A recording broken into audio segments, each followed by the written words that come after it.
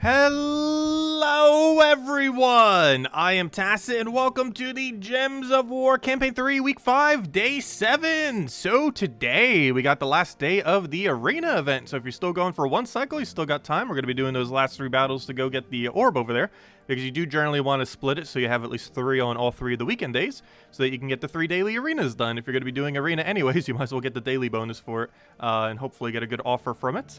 Aside from that, of course, we'll go over all the spoilers, and don't also forget, if you haven't done the very annoying shooting star event, we took the orb for it yesterday or the other day. I think we got like an orange for it, unfortunately, but that's still going on. If your guild hasn't gotten it done yet, definitely one of the harder ones we've had, that's for sure. Anyways, also, I believe that blinking mail is just our stuff, isn't it? Yeah, that's just the arena stuff. We'll take it all at once we get the orb. But let's go and start bringing up spoilers. So, next week, I actually don't know half the stuff that's going on. I know we have a invasion event on Friday. I know that. We have a pet on Wednesday for Australia Day. I know that. The rest of the details, I actually do not know off the top of my head. Well, we'll find out in a moment. So, posted 2 hours ago. Let's go bring this up. So, the Epic Troop. It's a Pan's Veil event. Probably a Wild Folk bonus and maybe Pan's Veil bonus in combination. Something along those lines.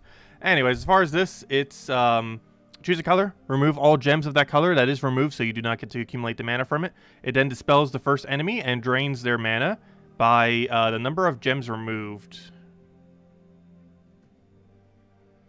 That's really bad. That's like really, really bad. Not only can it only hit first slot, it doesn't even get to destroy the gems. And its amount of drain is based on how many you removed. Meaning it's not even a consistent full drain. Gosh, Cockatrice keeps looking better and better at that 10 mana cost. Cockatrice was even more broken before. They ended up buffing Cockatrice.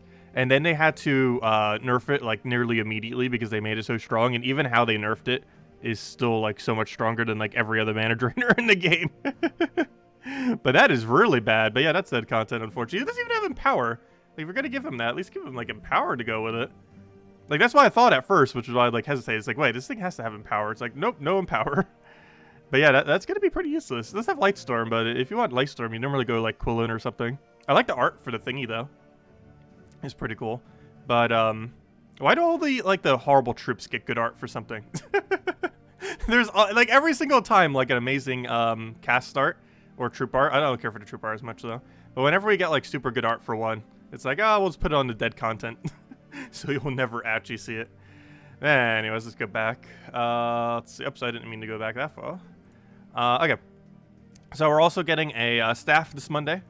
Which we will be able to get for 250 gems, I believe, through the event. You choose a color, and then it removes all gems of that color, and then deals scatter damage boosted by gems removed. I don't even care what the boost ratio is on that, because that is useless. So don't bother with that. Well, obviously you'd get it for completionist sake, but as far as actually using it, you wouldn't bother with that. And as far as the event, there are 6 battles that players can encounter during the event. The Sacred Guardian, the Valor, Mercy, Holy Saint Astra, Quillin, hey, we just talked about Quillin, and Ishtara. The first 3 battles to appear are randomly chosen, but they have an equal chance of appearing on the map. After defeating 3 battles, then 2 battles will appear against either the Quillin or Holy Saint Astra. They both have an equal chance of appearing on the map. After defeating one... Why do they go through all of this mess just to make this more complicated? Because someone has to physically type this out.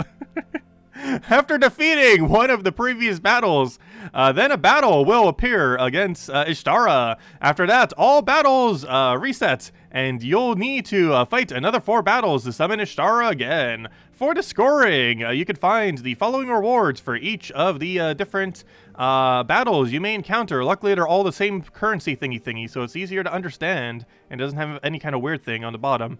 So, wait. They will increase the amount of lights by 50%. Okay, so they do actually increase, so that does mean hoarding onto the same battle is beneficial. So basically, it's rarity order, but when it comes to Valor or Mercy, focus on one more than the other, because you would get more points if you do so.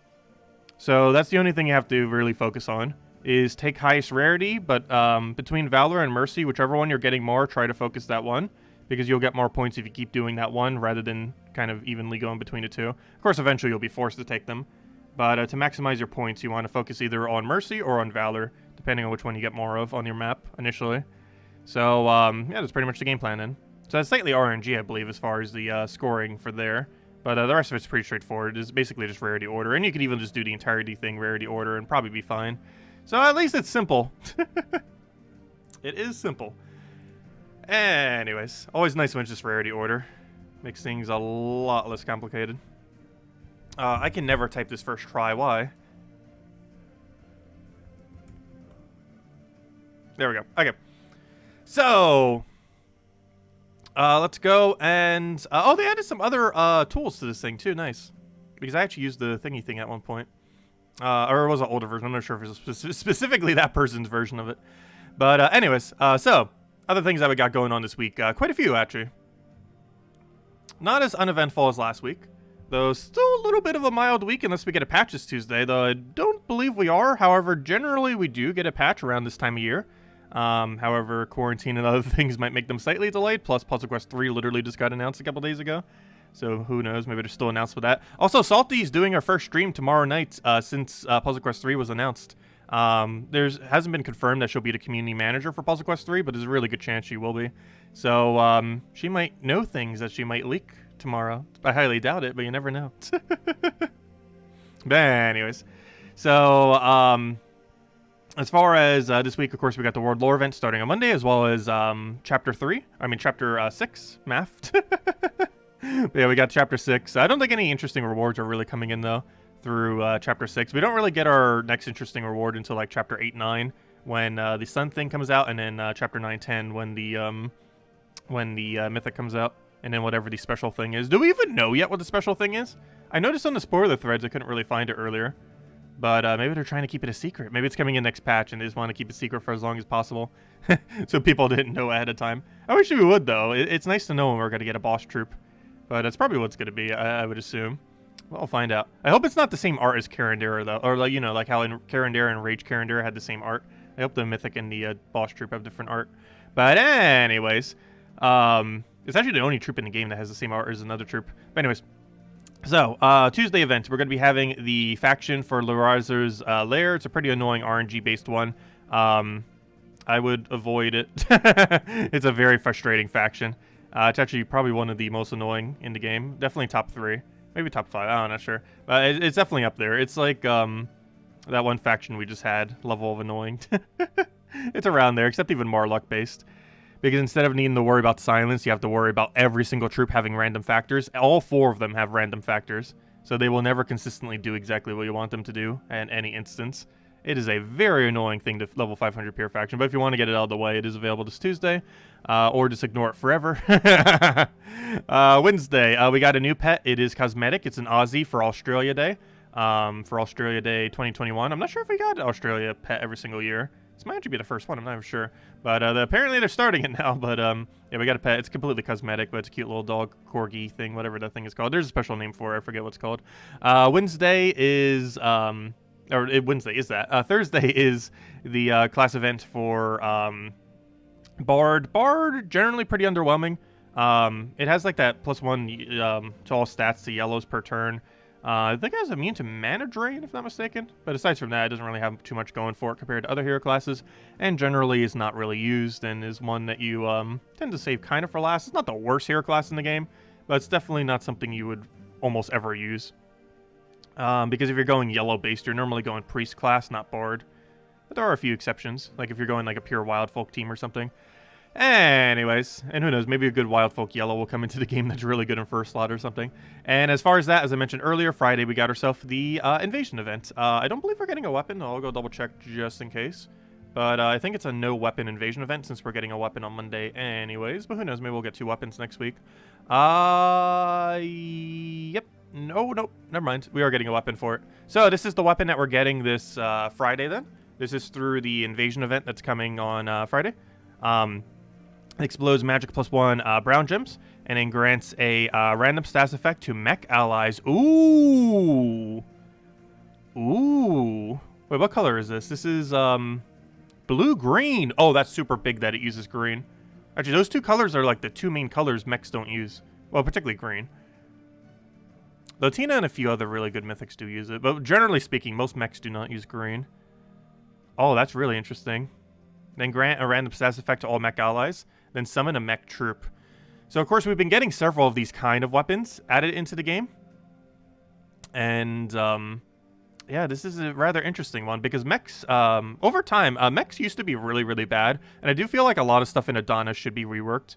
But they've really come through in recent times. And also, we're getting a mythic right around the corner. We're actually getting a mythic that will be really good with this. Let's just double check what it has, though, first. So it gains 4 mana back. Oh, that's huge.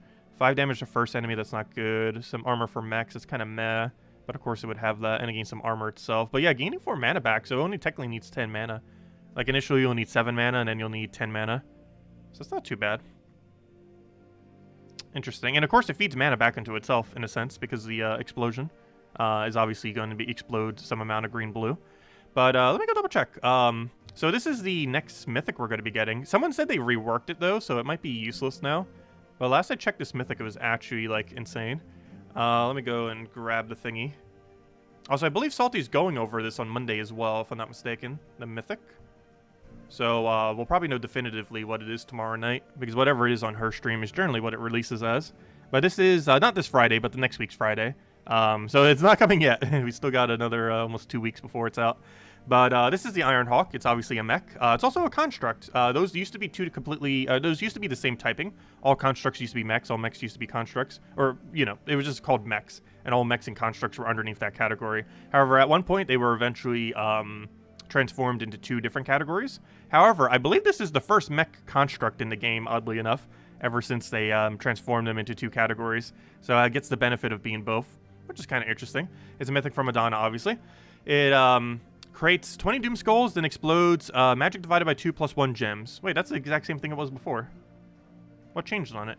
It reinforces and gains 1 armor back per turn. That's not really too relevant. It has Impervious, which is super relevant. Maybe its final trait was changed. Deal 5 damage to all enemies when an ally casts a spell. I'm pretty sure that was the same. Yeah, it's still as insane as it's always been.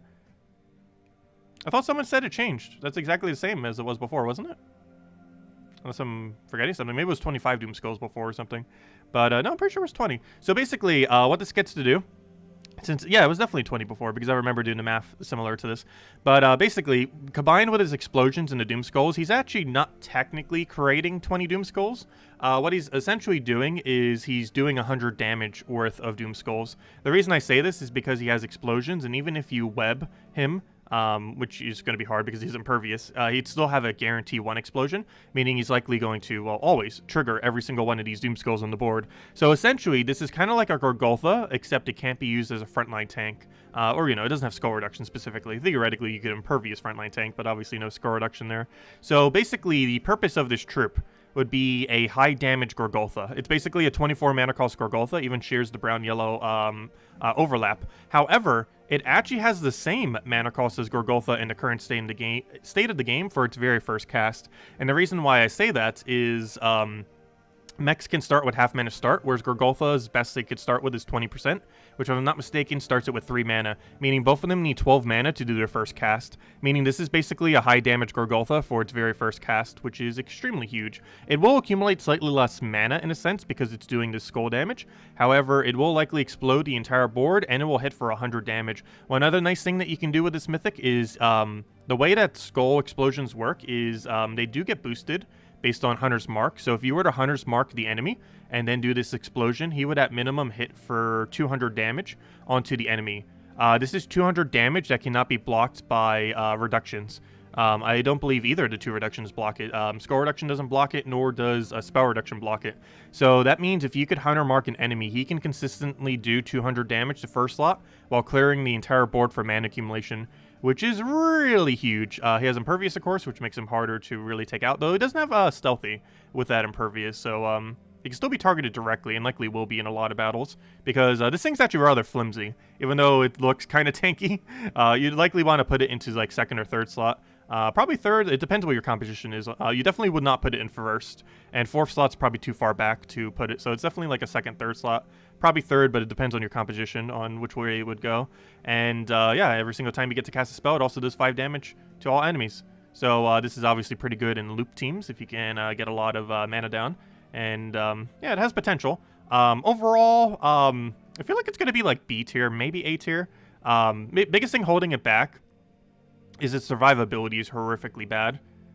Like, you're probably going to get like 1 or 2 casts off on this, and that's about it. But each cast is at minimum 100 damage. Its first slot only 100 damage, but it's not a small amount in like PvP-like instances. Has potential, definitely has potential. It's going to be a little annoying to use a Hunter's Mark into the team, though. Because no, like, mechs, not a single mech in the game, I don't believe, has Hunter's Mark. Actually, Draco's 1-3-3-7 weapon, but then again, you can set your hero to whatever. Like, you'd basically have to get Hunter's Mark off a hero, essentially. But if you use mech in his hero class, you can't have Hunter's Mark with it. So, you kind of have to trade off one way or another. You can always use a weapon for it, but that takes so much setup.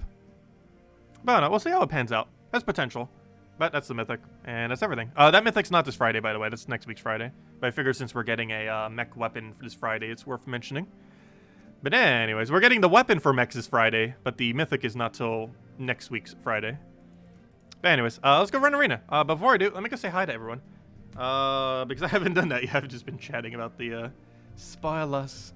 Hello, Bill. Hello, Cookie. Hello, Isabel. Hello, NASA. Hello, Steve. Hello, Sansi. Hello, T3. Hello, Stradium's Cat. Hello, Mr. Jesse. Hello, Gustavo. Hello, Cookie. Hello, I feel like I'm repeating some. Hello, King Larry.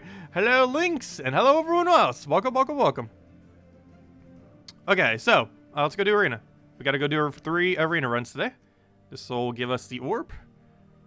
Obviously, we ran all of them out that we needed prior. All these are useless, aren't they? Theoretically, Raven isn't. Raven could have potential. We'll draft Raven and see.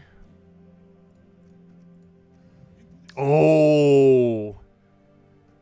That's pretty big. Lava Elemental used to be better, though. Its interaction's a little bit weird now. But I'll still get the job done. Ooh, Raven's full block if I grab this. This is the best pick of these 3. Destroy a rogue, gain life to a random ally, boosted by yellow gem destroyed. Double the effect if the ally uses blue. Oh, Direwolf. Okay, we can make this work. Sure. Okay. Who's gonna tank for us? Honestly, I feel like I should use Dwarf Lord. Oh, but he only has 6 attack.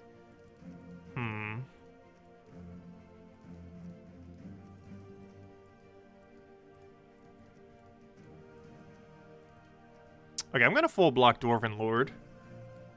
Just to focus on Lava Elemental into Raven. And then our backup plan is Dwarven Lord tanking for Direwolf. Okay, let's roll with this. But yeah, Lava Elemental used to be better. They actually changed a little bit of his interaction, where if he actually gets a kill, the burn goes away with the troop that you killed. It doesn't actually transfer over to the next troop. This was very ridiculously powerful in Arena, but they did change how it interacted. Unfortunately, at some point. I forget exactly when, but it did change. Like before, if you casted this and it died, the burn would go to the next troop, but currently the burn just gets wasted on the troop that dies. Oh, so your boost ratio is red, right? Yes. The highest amount of red we can get in any location is 2, which means we can hit for 2 plus 6, 8, 19. But yeah, this is what I'm talking about before. So we're about to do 19 damage. Before, the burn would go to the next troop. Currently, it just gets consumed there. Before, what would happen is that troop would get burned. But now it just gets wasted on the troop that died.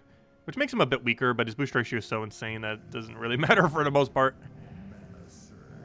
He's already kind of pretty strong even without that mechanic. Oh, we got that life thing that we were talking about, or not talking about, but that we drafted earlier, or could have drafted. Obviously, we didn't take it, though. I don't know, unless you have something with HP boost ratio on your team, I don't feel like it's worth it. He got it because he needed it for Black Beast, which makes sense. But otherwise, I don't know, it just doesn't really seem that worth it. So if we ever take blue with this, it actually leaks into the other things. That's good. Also, I don't really care if this thing gets a kill. It's actually more beneficial if Raven does because it pressures damage. We can still lose to Black Beast if we're not careful. Ideally, what we want to do here is kill this thing before it gets a chance, and that will not happen. Fail. Okay, what's our best bet here? I guess it doesn't technically matter too much which one do we go for. Like, obviously, he's going to consume the thing. So it doesn't really matter who we hit at this point. Actually, it does because he'll heal slightly. So you know what? I'm actually going to go and poke you. He's going to heal. And the reason I didn't do it the other way around is he would have healed for 2 additional HP. Okay, this is concerning. We could actually still lose this if we're not careful. But, oh wait, I need to get Direwolf up. If we get him entangled, he can't really do anything. Entangle is very necessary at this point. Also, this board is very bad. Probably would not gotten a shuffle yet. There it goes. Unfortunately for him. But he left us with an okay board. I can't even take green. I really need green. I should try for it off of Sky. Didn't get it. Gonna take a blue just to pressure damage, I guess, here. He's gonna take a skull. Oh no. Oh good, he didn't go for it. Oh no, he still got it though. I think we're fine. We just got Direwolf. I'm actually gonna cast Direwolf first. Just so he can't do anything with his skulls. Or at least a lot less. Okay, do we have a skull option anywheres? I did not see it. Yes I do. Never mind. Oh no, he got rid of his Hunter's Mark thingy. Let me take a preemptive green in case we need it. Plus it denies him from doing more shenanigans. Okay, so at this point, all we have to do is poke him one more time and we won. Problem is, we have no way to poke him one more time. Okay, there we go. Oh wait, no, wait, you still full heal? I don't think that used to be a thing. Has that always been a thing? He still full heals even if he doesn't get Devour? That did not used to be a thing. You used to specifically have to get a Devour to get full heal. Oh no. We could actually lose this then. Gosh, I made Black be super broken in Arena now. I know for sure you used to require actually getting a Devour for that to trigger. Okay, I don't have green. I should probably be paying attention where the browns are. However, I can't deny that brown, otherwise we give him skull, which he just gave to us. Die already. There we go. And we had the Direwolf. He would have died in either way.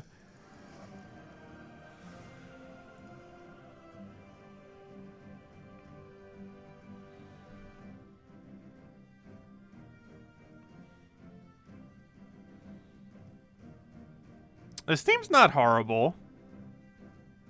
It has Lava Elemental carry. Though the Raven setup's pretty bad. Just because Raven needs in Arena, he needs a full, well, even just in general, he needs a full AoE for setup. Like something that does damage to all enemies. And we have literally 0 things that do damage to all enemies. Because that's good for poking all of them into kill range, and you just poke, poke, poke, poke, poke.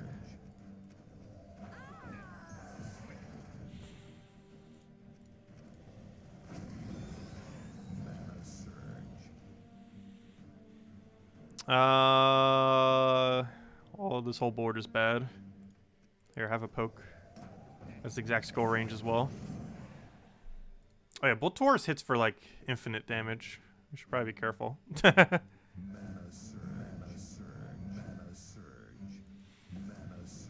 He hits very high numbers.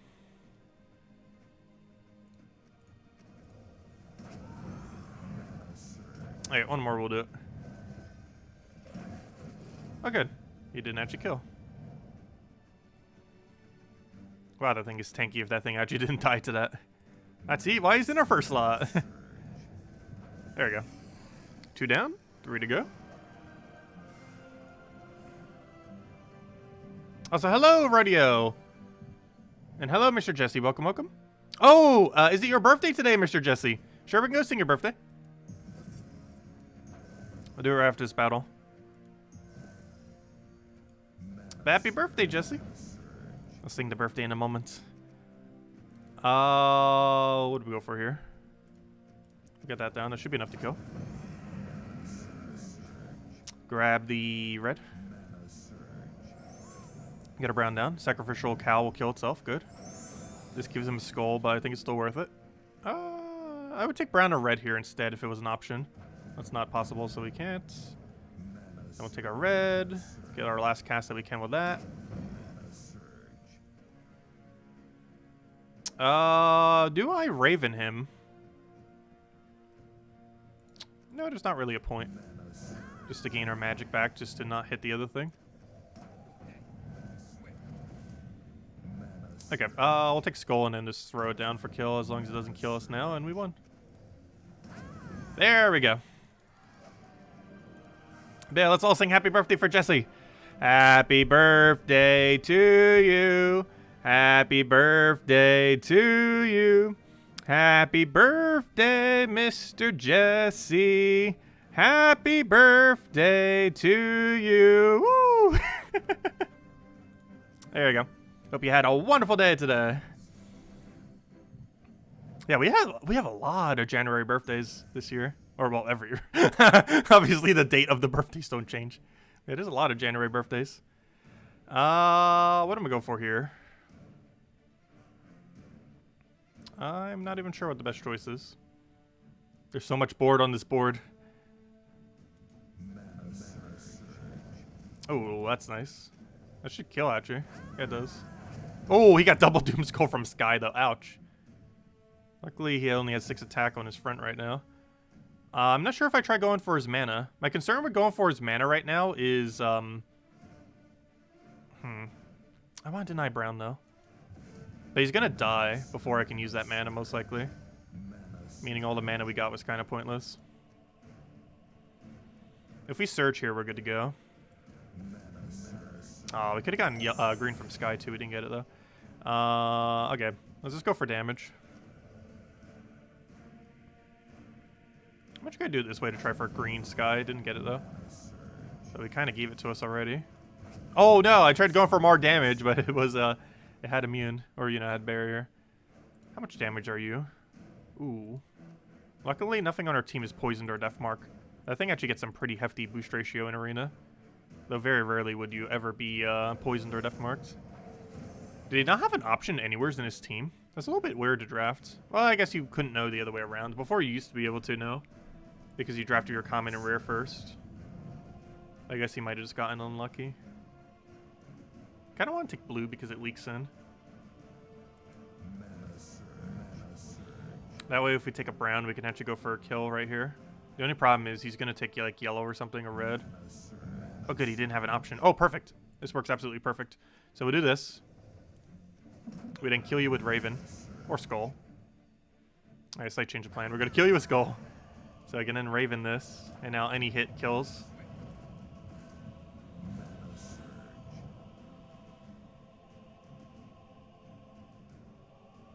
I don't want yellow. Oh, hopefully I get lucky.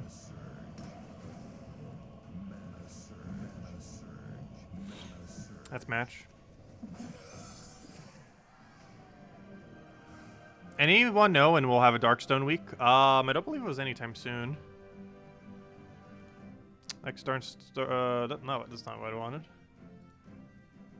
Next Darkstone week is on the never. The earliest it could be is mid to late April, though it's currently not within visible sight.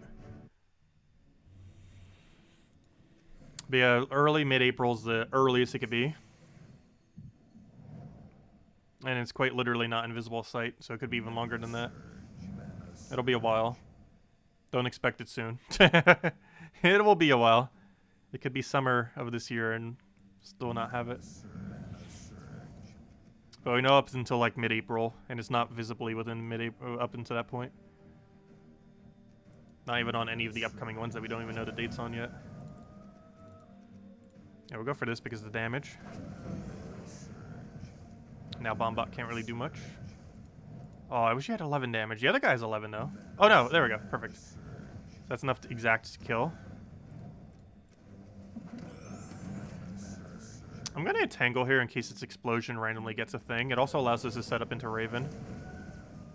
I really wish Raven had auto extra turn. Oh no, he does.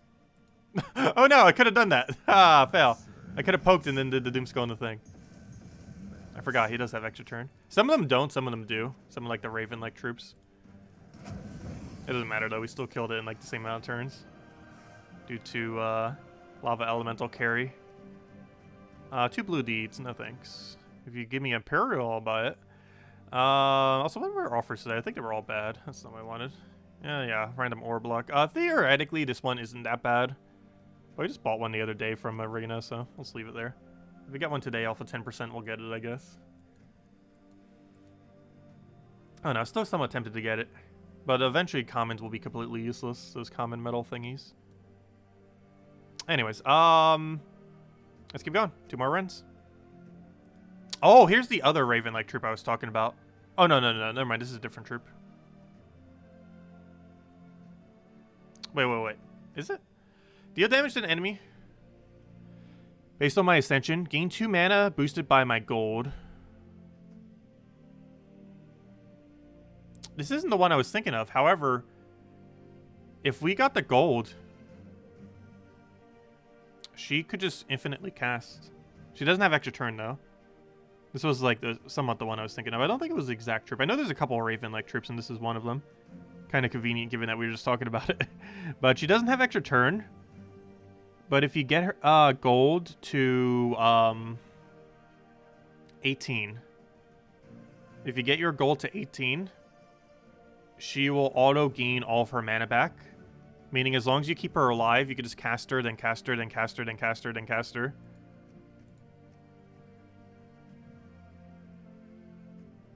Oh yeah, let's hope we get lucky.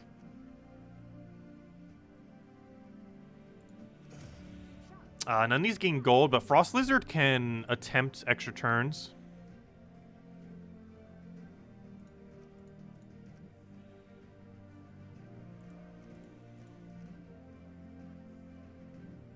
Yeah, we're gonna go Frost Lizard. It has extra turn potential, which is gold. Come on. Oh, yes! Oh, no. I thought you created gold. Oh, no. Oh, wait. You could feed red into the other thing, though. Create 6 red gems boosted by my gold. Are we about to go 2 gold-dependent troops? Create 7. Barrier all war gears. That's literally just yourself. I'm going for it. They're the same color anyways. None of you gain gold. You have mana potential, though, into blue. Deal 5 damage and freeze the first enemy. If the enemy's magic is greater, and he only has 4 magic, create 8 blues. So a lot of things in Arena have low magic. The chance of them having higher than him is decently high. Though there's also zeros. But most higher rarities would have higher magic than him. We're going to try it. We have blue synergy there. A bit of a weird team, but I think we can make it work. So, Red Charlotte is obviously our entire team. Moneylender, I'm actually going to suicide. Because he does block our yellow. Frost Lizard, I put his backup. And I just put there so she's in the safest possible location. This makes it so Moneylender likely won't do much, though.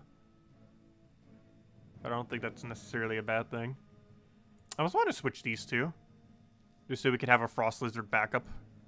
I'm not sure which one's better to have, a Red Charlotte backup or a Frost Lizard backup. The problem is the Frost Lizard is literally tankier than her because of how high her attack is. Actually, even the Silver Draken is tankier than her. That's pretty funny. The only thing that isn't is Moneylender. She's an epic and our entire team except Moneylender's tankier than her. I think we roll with this. I think this can go well. The biggest issue is getting gold initially, which makes us super extra turn dependent, since we don't really have a proper gold gaining troop. And of course there's like no extra turns in sight. How much magic do you have? 6, so we can actually create blue then. If you would surge. We'll go for this. Got another skull. Our skulls are pretty high, if nothing else, at least. How much magic do you have? 0. That's bad. So we can't use that. How much do you have? 7.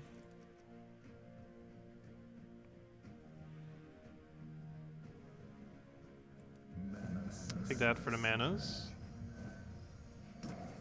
Gets a bit of scatter. Oh, it's supposed to be based on Fae, right? Yeah. Oh, we have 1 Fae. Oh, no, we have 2. Wait, what? Oh, Fae allies. Oh. Interesting. It is boosted by Fae, but it's Fae allies, not Fae enemies. I thought it was Fae enemies.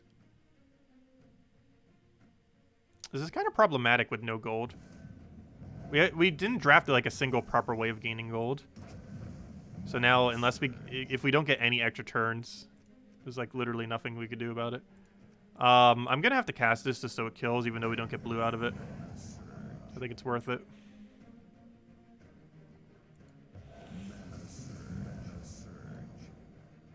Okay, this is only gonna create 7 reds. Definitely gonna go for skull here. I'm just not sure which way. We'll take it that way. I think we go for this and hope we get gold. Ooh, that's a big miss. Actually, gotta be careful. That thing casting again can actually kill us. Okay, I really need blue.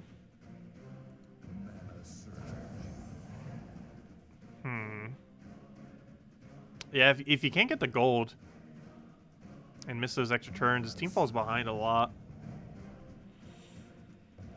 Okay, this will create blue.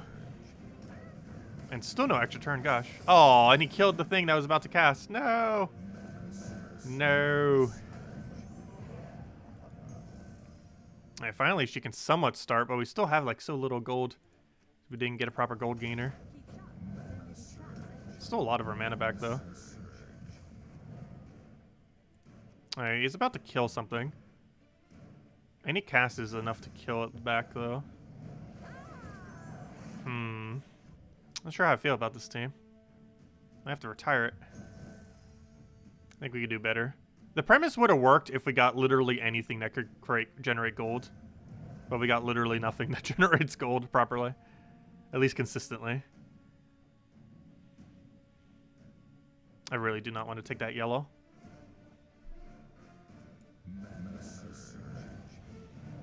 Alright, we got the shuffle, but we didn't get anything from the shuffle. Let's match.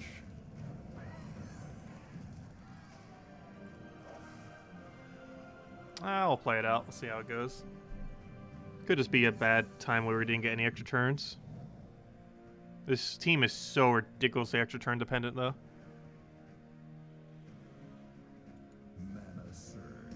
So I'm not sure how I feel about him in first slot.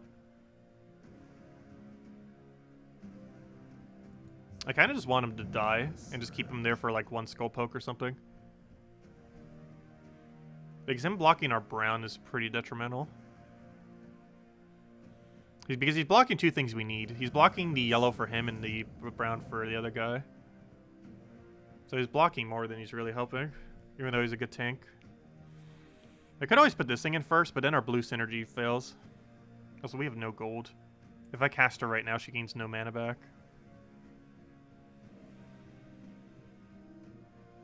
Yeah, we gotta move him from where he is, that's for sure. Oh, nice, nice, nice. Oh yeah, we can make that work.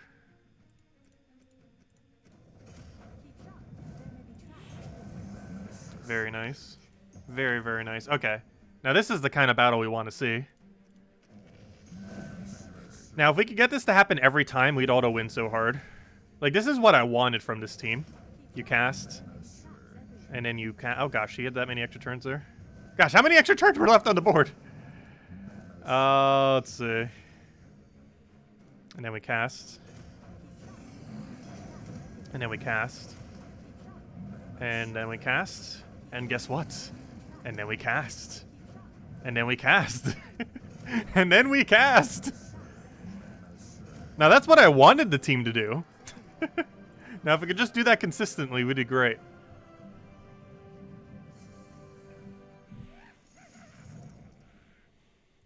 Some gold, great to see.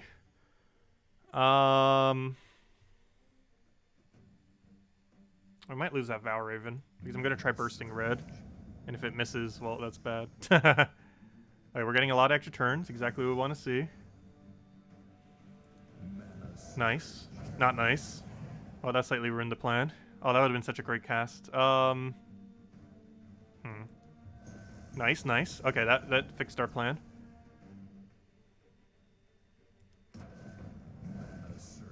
Okay, that really fixed our plan.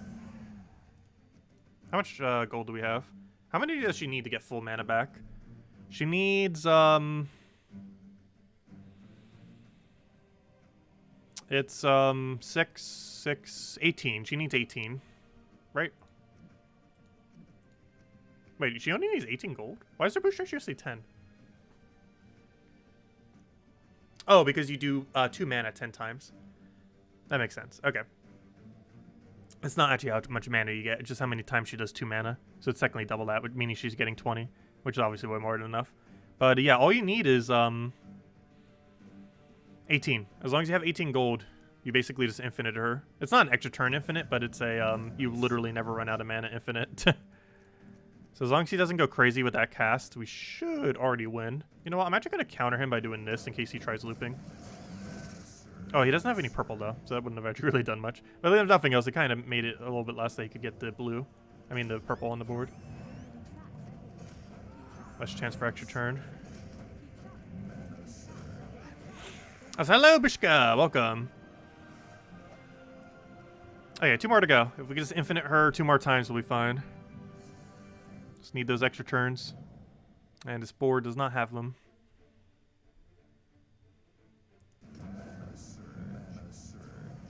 Having literally 0 extra turns is super detrimental to this team.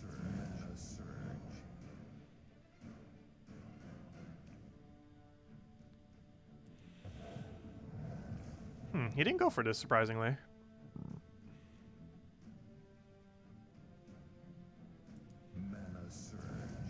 Okay, there we go. This will set everything in motion. Alright, I need this not to miss. Ah, it missed. Really important to have gotten an extra turn there. How much magic do you have? Not enough. I'm pretty sure it does nothing if it's the same magic. It has to specifically be higher.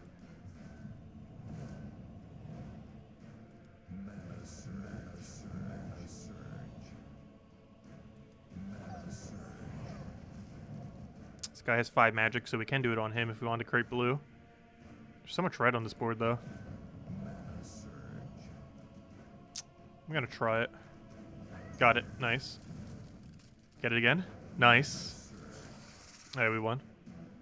Wait, do we have infinite? We're 2 mana short of an infinite. I mean, 2 gold short of an infinite.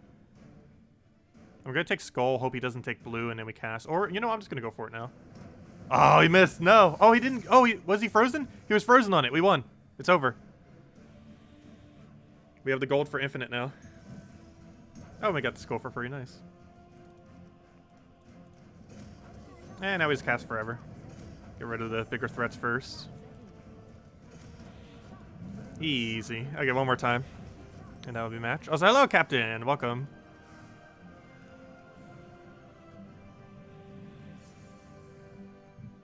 Okay, let's see. What do we want to take? We'll take this, so we can then take this, so we can then take this, so we can then take that. Did we win? Yep, we already won. All we have to do is fill our mana and we won. Easy. That was super quick. How many reds do you create right now? You create 9 or 11 red. I think we'll risk it. He can't kill me with 1 skull. Oh, I didn't get full mana though. Okay, let's hope this doesn't miss. Good. It's not full mana, but all I have to do is take a red and we won. Okay, just don't kill her now. Just don't kill her and we'll be fine. I'll let him take a skull. It actually doesn't even matter. Should I go for first? Does disease stop the mana? I'm actually not sure. So I'm going to do that just in case. Good, it didn't even target her though. Do I skull or not skull? I'm actually going to not skull. So he dies and make sure he doesn't get mana in case he cascaded mana there. We'll then go for Hag because it's about to go next. We then go for this thing because it's about to cast. Actually, I'll go for Spider first. Oh no, Spider's gonna do spider things. Oh no, we can actually lose this. Let me kill this so he has a really bad summon as his only thing left.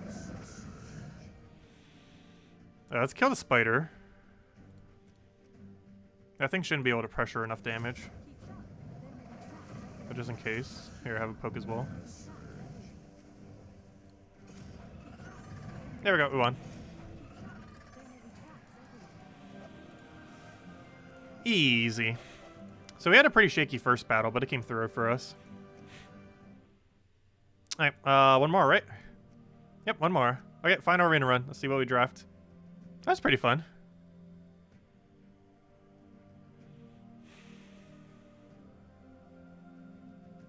Was Mistralis nerfed? Extra turn after board is gone? Really? Let me go check. It shouldn't be gone. Oh, I didn't want to reroll now. Aw. Okay, maybe we have to draft first. Let's see. Bonnie. Bonnie's another gold one. You know what? We'll do the same thing and auto win with Bonnie. She needs mana, though. We'll try one-shot everything. Gosh, what's with all the gold boost ratio all of a sudden? We're getting, like, every gold boost ratio troop in the game. Oh, isn't Ancient Golem one-shot? Yes, it is. The unkillable Guardian. Though he's a lot weaker in Arena. But in the context of his thing, he's really strong.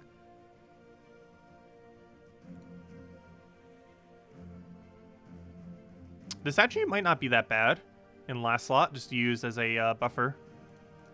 Because he can barrier in different ally, so we could just use him to barrier our strongest option. Unlike the other thing that barriers itself. Oh! We just got a gold troop. Oh, that's huge. Oh, it's only 40% chance, though. But 40% chance Bonnie Rose will literally one-shot everything for the rest of battle. I'm taking it instead of Bombot. I normally would go for Bombot here, but Bonnie Rose makes it otherwise.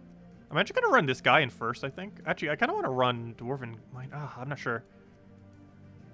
You know what? We'll do it this way. I think that's the team. Oh, gosh. Bonnie Rose hits for, like, infinite skulls. Gosh, her durability is so bad. But let me go check. Mistralis should have auto extra turn.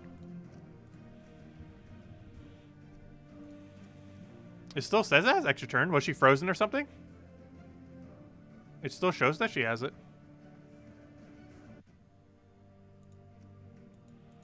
I don't know, do I have any team set up with her right now? I think one of my defend teams do. But no, she should still have her thingy thing. One of my defends use her and I have no clue which.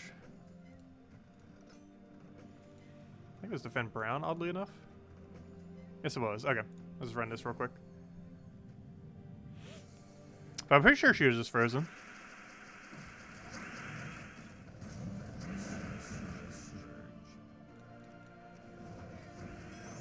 That's a big miss. Well, all we have to do is cast Mistralis, so it doesn't really matter. As long as we get Mistralis casted.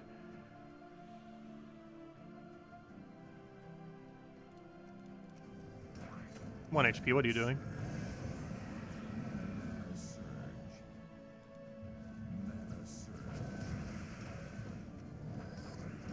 Yeah, Mistralis still extra turn. She was just frozen.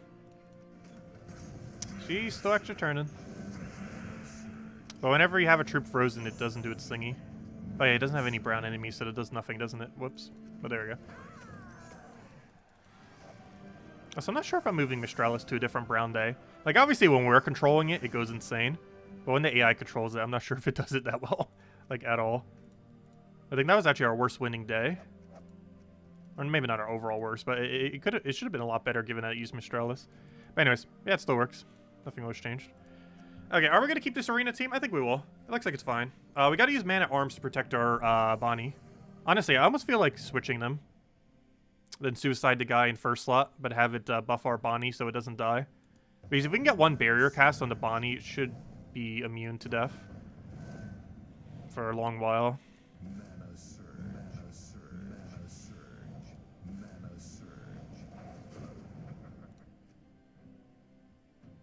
What do I even target here?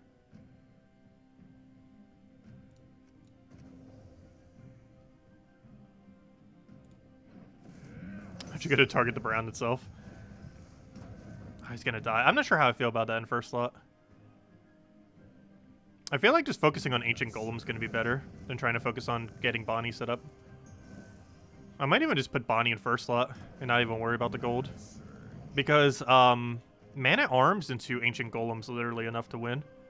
It's inconsistent what it kills, but it would never die itself. Oh, why did I do that? I gave him so much yellow. But luckily that yellow troop is pretty bad. And it's dead. Oh, so we gotta worry about that Envy. He's about to double kill the double weakest. Luckily both our two weakest right now are kind of bad anyways.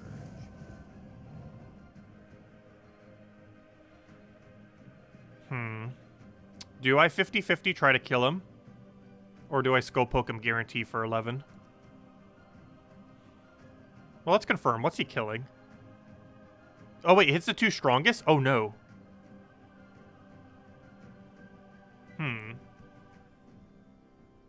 might have to 50% him.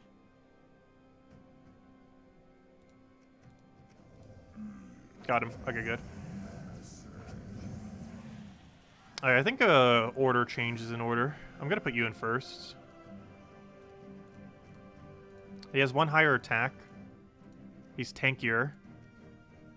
And it'll make it so we can barrier Bonnie or Ancient Golem, depending on which one is more needed for the battle. Yeah, Envy is very ridiculously strong in Arena. We only drafted him, I think, once or twice this weekend.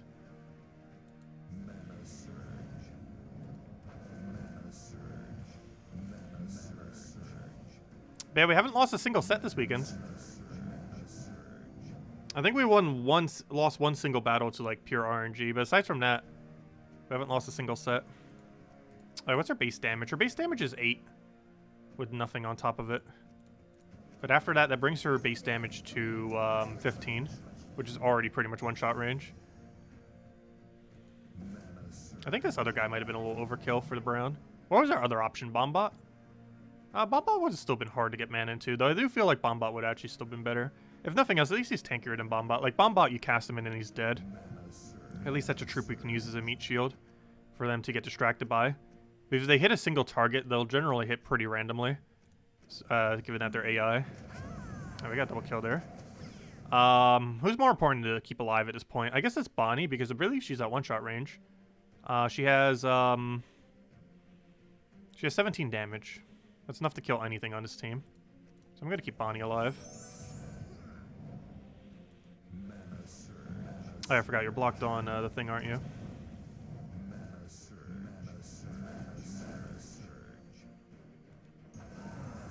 And a smash.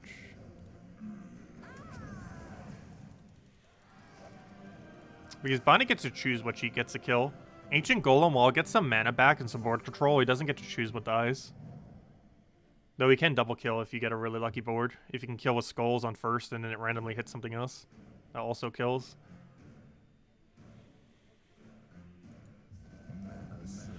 Nice cascade. We already have a one-shot. Oh, he's about to bombard us. That's pretty bad. Nothing actually dies as a result of it, though. Still a lot of damage, though. I'll try for Skull for Sky. Wait, we'll just kill anything. What's the boost ratio for this? It's 17. Yeah, 17 is just barely enough to kill anything. Good. That's why I was concerned about it not killing that. But luckily it was exact damage. That's the main reason I checked. I'm gonna go for it again. Oh, if only we could explode 4 red here as well. If there's one more red here, Bonnie would have full mana by doing this as well. But we'd have to explode 2 blues and 4 reds, which that is not, unfortunately. Oh wait, Bonnie still got... Oh yeah, duh! I forgot the blue goes to her too. Because we don't have a blue in first slot anymore. Never mind, that works. Let's match. Right, double check the mana. 12, never mind. Go. Get us gold. Got it, we won. And we get some free gold. Also, that just hit for 50-something damage in Arena, by the way. That just hit for 58 damage. I think they're dead. If nothing else, we have a backup plan if they somehow get super tanky. Because Bonnie Rose can hit for 58 in Arena if we get max gold. And this guy has a 40% chance to get you to max gold. So I guess he wasn't completely useless. Because he actually allowed us to kill there, when we wouldn't have been able to otherwise. Yeah, 58. That's a lot of damage, gosh. Yep, that's her damage. With no other buffs. Just gold alone. She can hit for 58.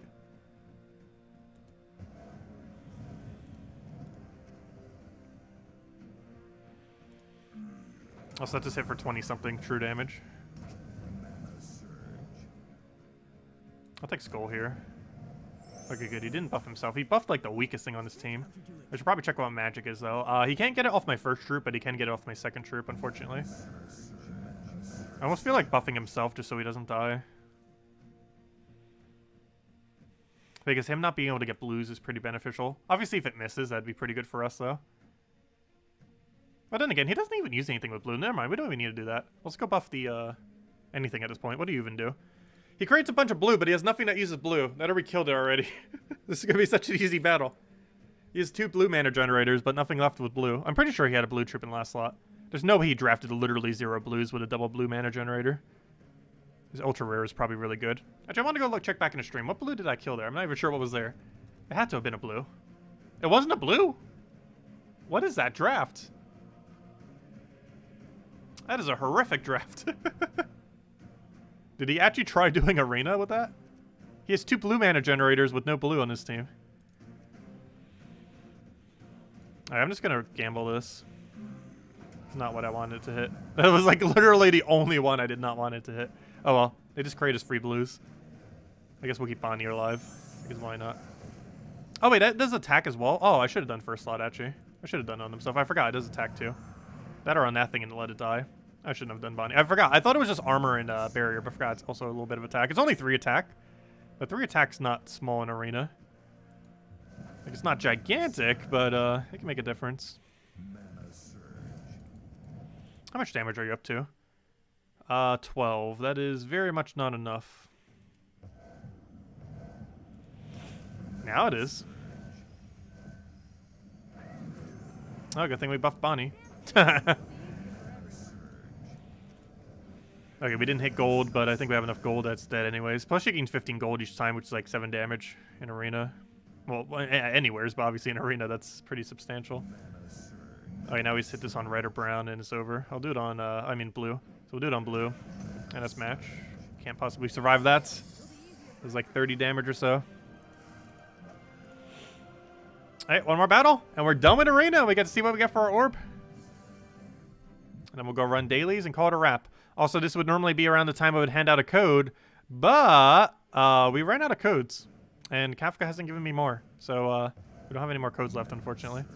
We will hopefully this Monday, if she's around, or very soon, but we do not have a code tonight.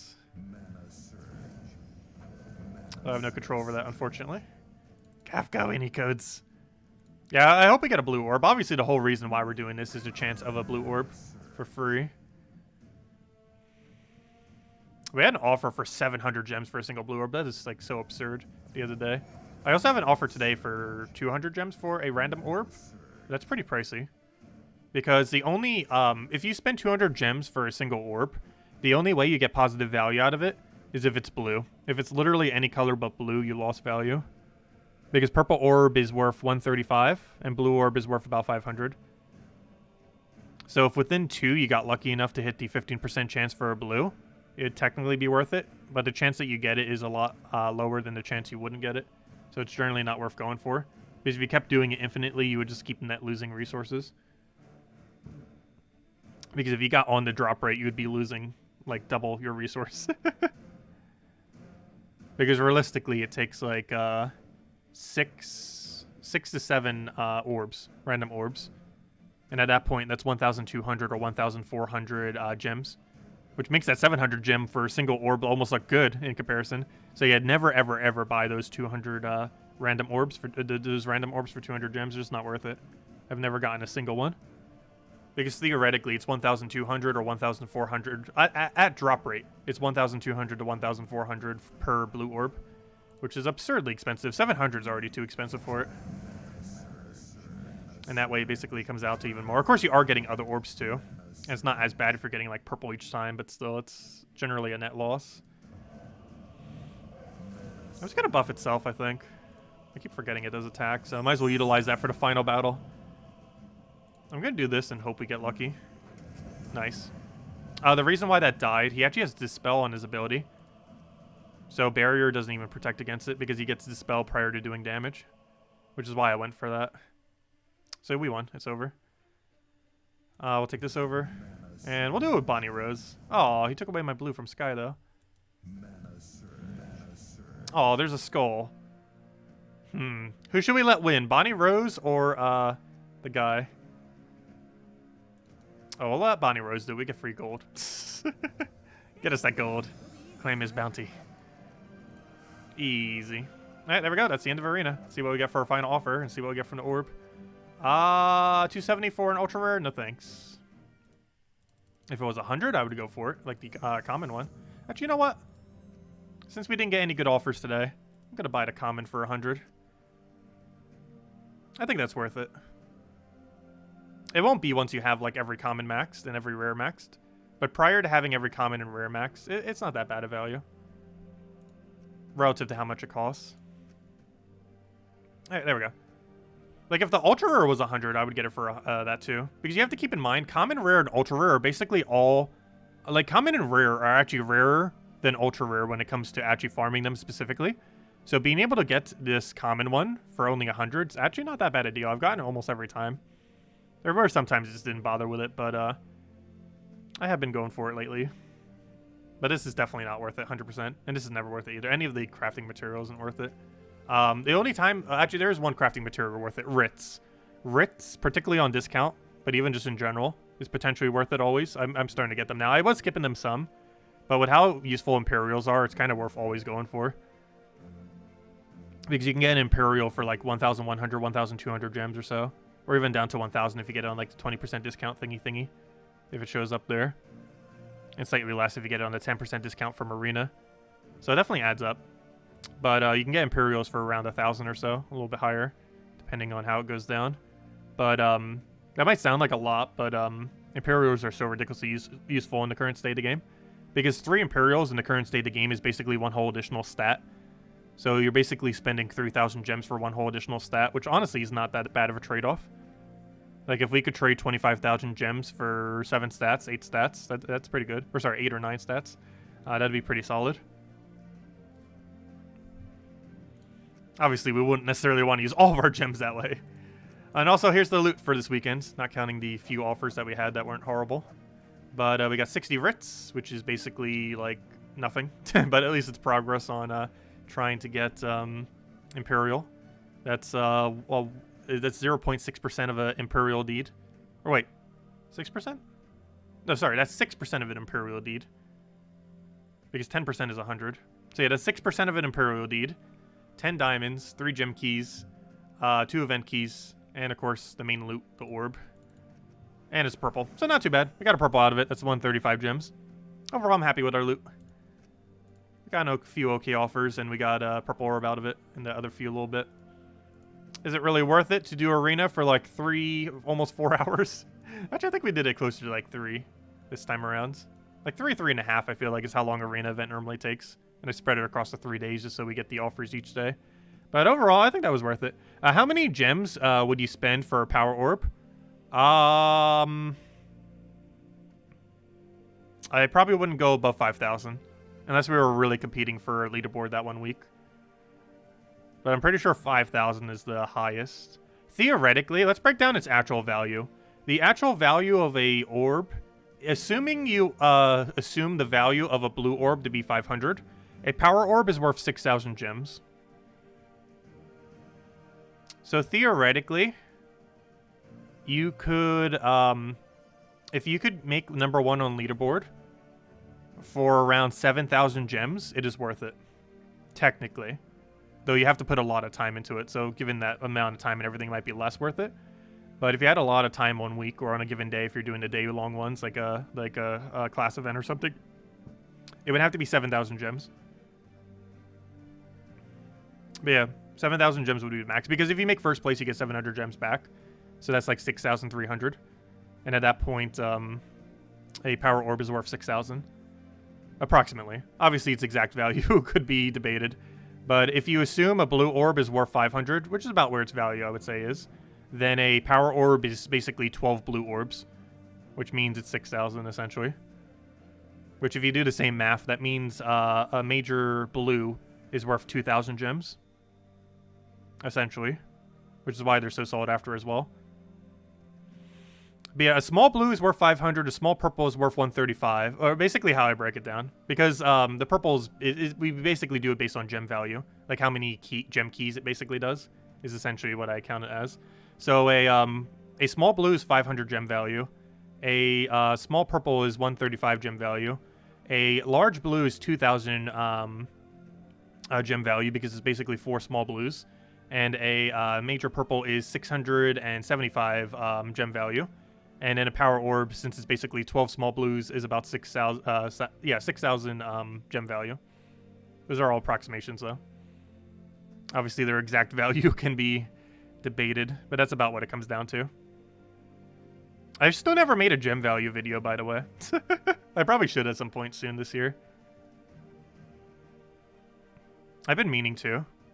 Because you can break almost everything down in this game to a gem value. Some things don't directly have a gem value, though, and are just really sought after. For example, Imperials. Imperials theoretically have 0 gem value, but they are very sought after, so they do in a sense. When it comes to Imperials, you basically would have to compare its gem value to what is a single stat worth, and that's not really easy to calculate. But generally, when I say gem value of something, it's generally referring to its capability of obtaining a mythic or its cost relative within the game.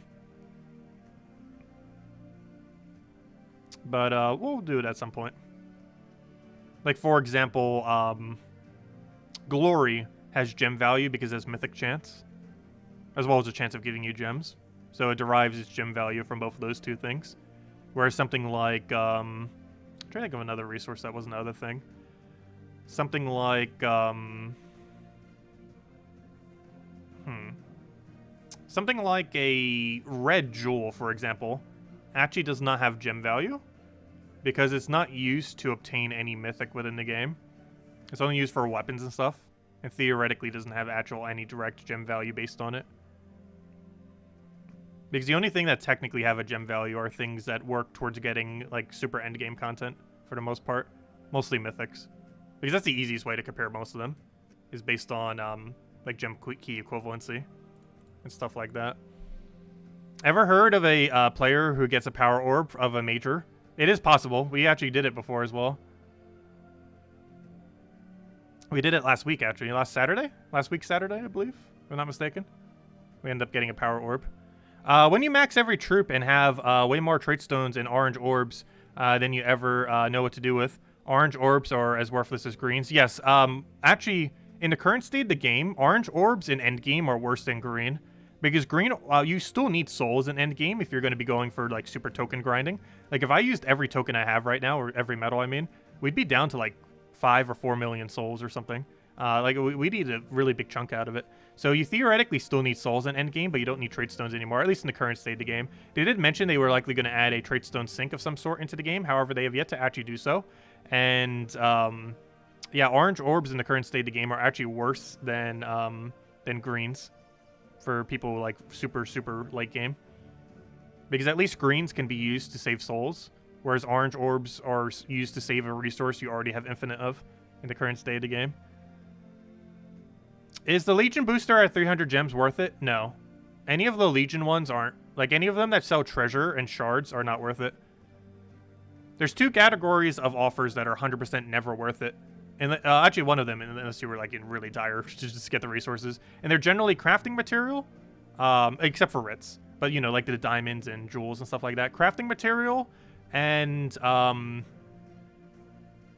underworld material are both never worth buying with gems in the offers whenever you see it. There's a lot of other things that aren't worth it as well. But, actually, we should make a tier list of, like, every offer. I would need to get a list of what all the offers even are, though. But, that'd be an interesting thing to make a tier list for. But, like, stuff like this you should never get. Because, unless you're, like, so desperate for those diamonds, which that'd be very rare that you're that desperate for it. But, it's just such horrifically bad value. Metals are generally only worth it for the common one and the mythic one. Or, sorry, the legendary one. Those are the only 2. The legend one is 500, and the common one is either 80 to 100. It's either 80, 90, or 100, depending on where you got it from. 100 if you got it no discount like we did today, 90 if you get it from Arena, and 80 if you got it on your rightmost offer if you have VIP 6. And this is pretty much never worth it either, just because of its chances. Like, if you did it once, you might get lucky, or a few times. But it's basically like trying to do like a scratch off. You're gonna net lose if you just get a bunch of them. That's basically what this is. It's basically a scratch off, where statistically, if you keep doing it, you're gonna net lose. But theoretically, if you do it like a few times, you could potentially get super lucky. But it's not worth doing. Unless you just really wanted like 1 or 2 more blue orbs. That's like the only instance. But anyways, I'm gonna be heading out for now. Any other questions, anyone? Let me know. Let me know. Otherwise, we'll be back tomorrow, same time as always, 8 p.m. Eastern Standard Time, 1 hour prior to now tomorrow. I'll be doing all of the Chapter 6 tasks, or at least all of them that we can do without wasting gems. And I don't think we're getting anything interesting for rewards, though, unfortunately. We do get rewards a week early, but even with the week early reward, I don't think we're getting anything interesting. Let me double check. Oh, wait, I didn't do dailies yet. Hold up, I'm not done yet. I'm gonna go do dailies. We're gonna have to do it anyway, so I might as well do it on stream. Hold up. I'm gonna do those as we're answering questions. But yeah, next week we're getting, or next week, if you bought the normal pass, you're getting the rainbow stuff. Actually, there's quite a few cool icons in it. I'm actually surprised it didn't have a rainbow yet. And, oh, we get the portrait if you bought the super big pack a week early. It's actually a pretty cool portrait. I like the griffin more, though. And then the following week we get that. And then the sun. A couple more weeks. And then the mythic. But yeah, I'll be able to show the sun and the Quaz Tasmala a week early. Also, depending on how these do the Soul Forge thing, we might be able to do that a week early, too. But anyways, let me go do run dailies real quick before I forget. They're pretty bad today, though. But, no point in not taking them. But any other questions, that'd be a great time to ask. As soon as we finish this out in like 5 minutes or less, we'll call it a wrap for the night then. Where is my Phoenicia? Where are you hiding? I need to keep a Phoenicia at the top. The fact that I have my Phoenicia like all the way at the bottom. There are a couple teams I reference from the bottom, though.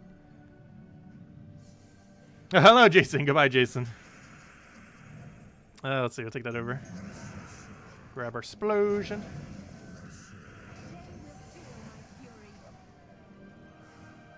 Yeah, hero classes currently cannot be medaled. Oh, wait. Do I need more copies of the pet? I don't believe I do. No, I do not. Okay, just making sure. So we can just ignore that pet, unless you want it for the jewels and stuff. But what was I just saying? Yeah, there's currently no way to medal heroes. They said they might add some kind of function to do so into the future, but as it currently stands, yes, there's no way to actually medal your hero.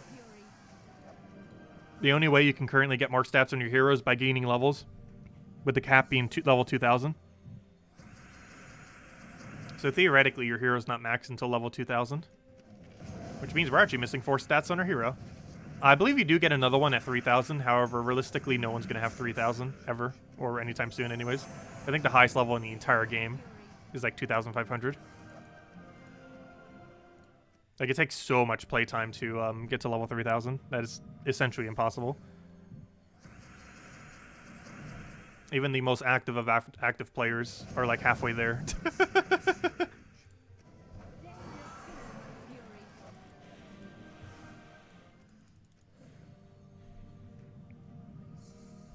Okay, what do I go for here?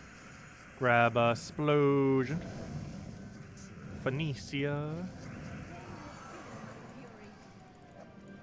But yeah, 2000 is essentially max level in this game. That's also when you get the final stat, essentially. Because you get an extra stat every 100 levels between 1000 and 2000. Until the final stat at 2000.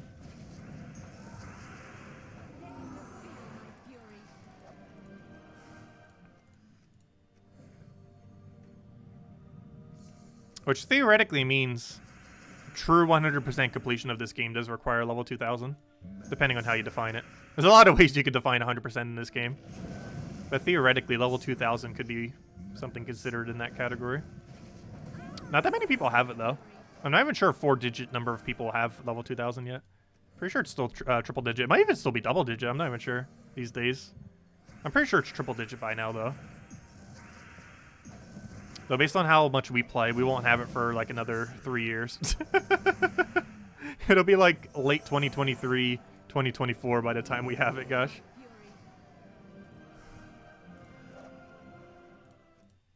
Also, who knows? Maybe some of our grind will be going into Puzzle Quest 3. We'll have to see. There's still a lot we don't know about Puzzle Quest 3. Like how much replayability it will have, if it'll have a daily system, how well its monetization system is, or if it's completely horrible. But we'll find out in upcoming months. And obviously we'll still be doing plenty of Gems of War in that time. Not stopping with Gems of War. It'll just be something extra that we do on the side. Assuming it has that much replay value.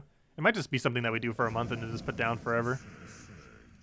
But it seems like they're going to make it something that has infinite replay value like Gems of War. Just in a different way.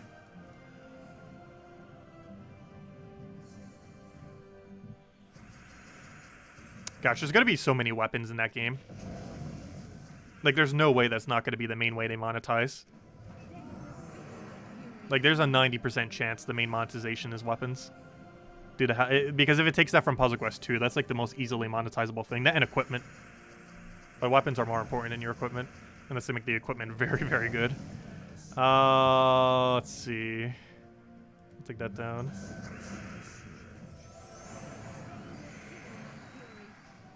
Can I show our bonuses on Hero? Sure. Oh yeah, it's Diamond Day. Don't forget to spend 50 gems for the thingy. Always worth it every Sunday. Only on Sunday. You could technically do it every day, but Sunday's the only day it's super good value. That's another reason why you shouldn't go for those offer thingies either. If you really want more crafting material, all you should do is just buy the dungeon daily every day. If you really, really want more crafting material. That is so much better value than getting it from offers. Because for whatever reason, offers just so much more overpriced. Because look, this is what you get for 200 gems. Oh wait, I can't show what it is normally on a given day, but you get like 100 something of a single color, which is already way more than that. You get like 400 shards, you get like 20 diamonds or something. Like it stacks up really well. Like you should never, ever, ever buy those. Like if you need them, just go do the daily dungeon every single day and buy it for 50 gems. Sunday's always worth it, but if you really need crafting material, just buy the dungeon every day. All 7 days, it's 330 a week instead of just 50. That's much better value than buying the offers because there's so little resources. But anyways, yeah, let me go show my bonuses for my hero. Let me go set it so we don't have any metal bonus, just so it doesn't get in the way. How do you even check hero bonus? Hold up. Where do you check hero bonuses these days? I know there's a place we... Oh, here it is. But yeah, here are all of our stats that we end up getting. The full breakdown for it. It shows it based on the base skill, which is based on the hero class. The so that can change based on whatever hero class you're using. The from kingdom bonus, which is obviously just whatever kingdom bonuses we have in totality. The guild bonus, which is just from having all the 2 sets of tasks done. And then the renown bonus. Oh wait, actually base stats is from your leveling. Hold up. Wait, does this not include hero class then? Because each hero class also has their own individual bonus that they give extra stats for. I don't think that shows up there. But each hero class also gives you these additional skills, depending on which one it is. Or is that calculated? I'm actually not sure. But that's what it comes down to. Obviously, most of it comes from kingdom stats and leveling. But anyways, guys, I'm going to be heading out for now. Hope you all have a wonderful week. We'll be back tomorrow night, as I mentioned. Same time as always. Hour and a half prior to now tomorrow, 8 p.m. Eastern Standard Time, as we always do every night. And we'll be doing all the Chapter 6 tasks and probably messing with the World Lore event a little bit. Hopefully it isn't as bad as this week. No, that's a pretty low bar. It should be able to hit higher than that. We're also getting a new weapon, though the new weapon's useless. We're also getting a new weapon on Friday. That weapon is not useless, though. But you might still want to get both of them for completion's sake. Though if you're only going to get one, definitely get the Friday one. But probably just get both because you just help your guild out anyways with the events. But anyways, guys, catch you guys later. Thank you so much for stopping by, and I hope you all enjoy your week. Goodbye, everyone. And of course, we'll have a video going over all the weekly stuff that we can't go over as well soon. Going over Soulforge and all that. Can't do that until it actually resets. Not sure if I'll be able to get it done tonight, or if we'll do it later tomorrow, or we'll see. Depends how sleep goes. But I might just stay up and do it tonight. Though every single time I say that, I like crash, and then it doesn't get done until like way later in the day. But we'll see what happens. Anyways, guys, thanks for stopping by. See you later. Goodbye, everyone.